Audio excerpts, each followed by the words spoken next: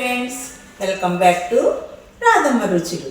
ఈరోజు నేను చేయబోయే కర్రీ ఏంటంటే బాలింతకి బాగుంటుంది అనమాట. బీరకాయతోటి తెల్లపొట్టు వేసి కాంబినేషన్తో, రెండు కాంబినేషన్తో నేను కర్రీ చేయబోతున్నాను. అది బాలింతలు తినొచ్చు అనమాట. బాలింతకి బాగుంటుంది, పాలు పడతాయి. పిల్లలకు, చిన్నపిల్లలకు కూడా ఏమీ తేడా చేయదు, బాలింతకు కూడా ఏమీ తేడా చేయదు, హెల్దీగానే ఉంటుంది. నేను మీకు చూపిస్తాను, ఎలా చేయాలో మీకు చూపిస్తాను రండి. ఇలా బీరకాయ తీసుకున్నాను, తెల్లపొట్టు ఒక 50 గ్రాములు తీసుకున్నాను, తగినంత పసుపు, తగినంత కారం, టేస్ట్కి తగ్గ సాల్ట్, ఒక పచ్చిమిర్చి. అయితే ఇది మంచిది అన్నమాట. ఈ తెల్లపొట్టు మంచిది. ఇది వేరే డిఫరెంట్గా ఉంటుంది. ఇది నేను ఆంధ్ర నుంచి తెప్పించాను స్పెషల్గాని. ఇది వేరేగా ఉంటుంది అన్నమాట. ఆ తెల్లపొట్టుని మీరు ఇది ఎలా చేయాలంటే, ఇది మామూలుగా మనం కడిగిన వేసేసుకోవచ్చు. అది వేరేది ఉంటుంది. దాన్ని ఎలా చేయాలంటే మీకు చూపిస్తాను. ఒక డిఫరెంట్ ఉన్నది ఇదైతే కాదు, డిఫరెంట్ ఉన్నది నేను చెప్తున్నాను. తెల్లపొట్టు అంటే ఇంకా పెద్ద సైజు తోటి ఉంటుంది. దానికి ఎలా చేసుకోవాలో మీకు చూపిస్తాను అన్నమాట. దీన్ని అయితే కాదు, దాన్ని ఇలా వేసుకుని మీరు ఇలా కొట్టుకోవాలన్నమాట. ఇలా కొట్టుకుంటే దాన్నున్న ముళ్ళు, దాన్నున్న పొట్టు అంతా కూడా మీకు బయటకు వచ్చేస్తుంది అనమాట. దీనికైతే అవసరం లేదు, కానీ మీకు నేను చూపించాలని నేను చూపిస్తున్నాను అనమాట. అదైతే ఎలా వండుకోవాలని అంటారు కదా, అందుకని నేను ఒకసారి మీకు చూపిస్తున్నాను అన్నమాట. ఇలాగా తీసుకున్నాక చూడండి, ఇలా పొడుము కింద వచ్చేస్తుంది అన్నమాట. ఇది సెరుగుకోవాలి. సెరుక్కుని మనం మంచిది తీసుకుని వాటర్లో వేసుకుని 2 times కడుక్కోవాలి. అంటే ఇసుగ్గా ఉంటే కొంచెం ఎక్కువ టైం కడుక్కోవాలి. ఇలా ఇది మంచిదే కనుక 2 times కడిగితే సరిపోద్ది. ఇందులో బీరకాయలోని కొద్దిగా సాల్ట్ వేసుకుని దీనికి కూడా మనం వాటర్ పోయేంత వరకు పిసుకుని పక్క పెట్టుకోవాలి. ఇది ఇలాగా పిసుక్కోవాలండి. ఈ బీరకాయని ఇలాగా సాల్ట్ వేసి పిసుకుంటే ఇలా వాటర్ వచ్చేస్తుందండి.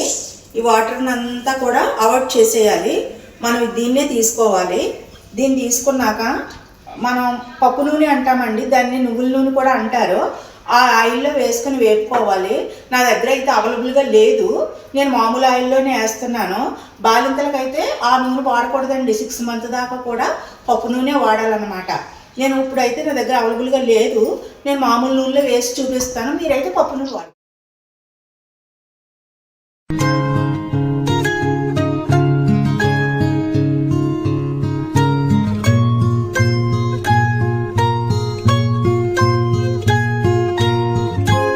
ఇలాగా బాలింతలు పెట్టొచ్చండి. కాకరకాయ కూడా ఎలా అంటే, నేను ఇప్పుడు ఎలాగా బీరకాయలో సాల్ట్ వేసి పిసికి వాటర్ అంతా బయటకు తీసేస్తున్నాను, అలాగే ఆ కాకరకాయ కూడా అలాగే తీసేసి ఫ్రై చేసుకోవచ్చు అనమాట.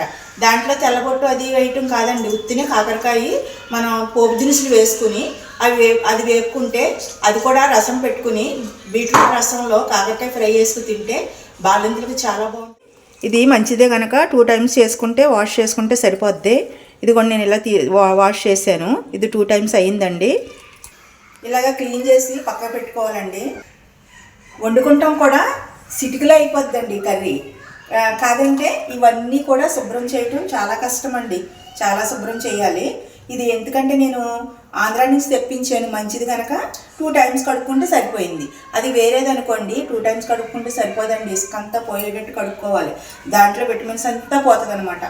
ఇదైతే విటమిన్స్ ఏది పోదు, విటమిన్స్ అంతా కూడా అలాగే ఉంటుంది. బాలింతకు బాగుంటుందండి.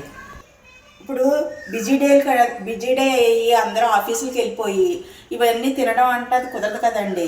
మీకు ఒకవేళ అలాంటిది ఏమైనా ఇబ్బందిగా ఉంటే నాకు కామెంట్ రూపంలో చెప్పారనుకోండి, నేను మీకు ఇలాగ కర్రీకి అయితే చేసి పంపిస్తాను, లేదంటే విడిగా ఇలాగ పంపించమని ఇవన్నీ నేను పంపిస్తానండి. మీకు నేను పంపిస్తూ ఉంటాను, మీరు కామెంట్లో నాకు చెప్పండి. స్టవ్ వెలిగించుకుని, నేను ఆయిల్ గురించి చెప్పట్లేదు కదండి, ఇంపార్టెంట్ ఆయిలే కనుక, ఇది లేకుండా ఏ కర్రీ అవ్వదు కనుక ఆయిల్ ఎలాగ కంపల్సరీగా వేసుకుంటారు. నేను ఎక్కువ కూడా ఆయిల్ వేయట్లేదండి, 2 spoon కూడా ఇట్లా 1 spoon వేస్తున్నా. ఎక్కువ ఆయిల్ కూడా వద్దు, 1 spoon ఆయిల్. ఎక్కువ ఆయిల్ వేసుకున్నా అది ఎగుటి కింద వచ్చేసి బాలింతలు గమ్ముని తినలేరండి. 1 spoon సరిపోతుంది అనమాట. నేను 1 spoon వేసుకున్నాను. ఇందులో ఉల్లిపాయ అస్సలు వాడకూడదండి, ఉల్లిపాయ అవాయిడ్ చేసేయాలి. ఎందుకంటే ఉల్లిపాయ వేసామనుకోండి అది వాళ్ళకి అరగదన్నమాట. అవే తెనుపుల కింద నైట్ దాకా అవే తెనుపులు వస్తాయి. ఉల్లిపాయ అయితే ప్రస్తుతానికి వాడకూడదండి బాలింతకి. నేనైతే ఉల్లిపాయ వేయట్లేదు, ఇందులో వేయకూడదు కూడా. నేను బీరకాయ ఇలాగే వేసుకుంటాను.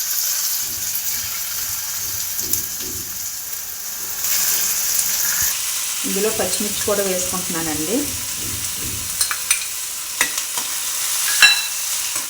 ఈ రకంగా చేసుకోవాలంటే ఒక్కొక్కరికి టైం ఉండదండి, ఎందుకంటే హడావిడిగా ఆఫీస్కి వెళ్ళిపోయే వాళ్ళు ఉంటారు. అలాంటి వాళ్ళకి ఇది చేసుకోవాలంటే టైం సరిపోదు. మీకు ఇలాంటివన్నీ కావాలి, మీరు తినాలి అనుకుంటే కనుక నాకు ఆర్డర్ పెట్టారనుకోండి, నేను మీకు అన్నీ చేసి పంపిస్తాను. అన్నీ హెల్తీగా చేసి పంపిస్తాను. బాలింట్లో తినేయే పంపిస్తాను అనమాట. నాకు మీరు ఆర్డర్ పెట్టుకుని నాకు కామెంట్ రూపంలో చెప్పండి, నేను పంపిస్తాను. ఇది ఈ కర్రీ అనే కాదండి, ఇది దీనికి సంబంధించిన బాలింతకు సంబంధించిన కర్రీ అనే కాదు, ఏ కర్రీలు అయినా సరే నేను ఆర్డర్ మీద నేను పంపిస్తాను.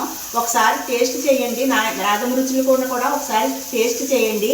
బాగుంటాయండి, చాలా బాగుంటాయి. నేను ఆంధ్ర స్పెషల్గా వండుతాను అన్నీ. నేను ఆంధ్ర అమ్మాయినే, నేను ఆంధ్ర స్పెషల్గా అమ్ముతాను.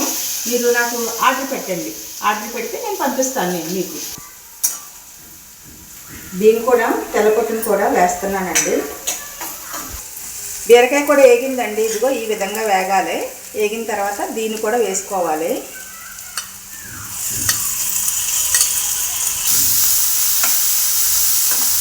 ఇది ఐలో పెట్టుకోకూడదండి, ఇది సిమ్మిలో పెట్టుకొని స్లో మీద వేపుకోవాలి. ఇప్పుడు కొద్దిగా పసుపు అండి.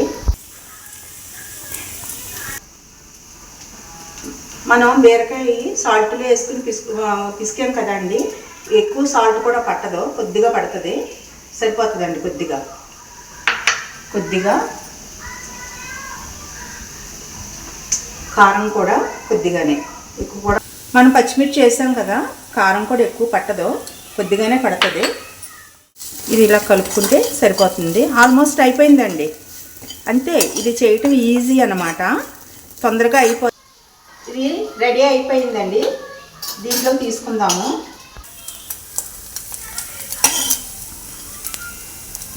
ఇదైతే నేను ఈరోజు టేస్ట్ చేయనండి, సాటర్డే కదా, సాటర్డే రోజు నేను టేస్ట్ చేయను. అయినా సరే ఇది టేస్ట్ చేయలేదని మీరు ఏం ఫీల్ అవ్వకండి, ఇది చాలా బాగుంటుంది. నన్ను ఒకళ్ళు అడిగారు అనమాట, కామెంట్ రూపంలో అడిగారు బాలింతలు ఏమి తినొచ్చు అని. వాళ్ళకి చూపించడాకే నేను ఈరోజు ఈ శనివారం నాడు చేశాను. నేనైతే తిన్నాను. ఓకేనండి, బాయ్ అండి. నేను చెప్పాను కదండి, ఒకసారి మీరు నాకు ఆర్డర్ పెట్టి నేను చేసిన వంటకాలని మీరు రుచి చూడండి, నాకు ఆర్డర్ పెట్టండి. బాయ్.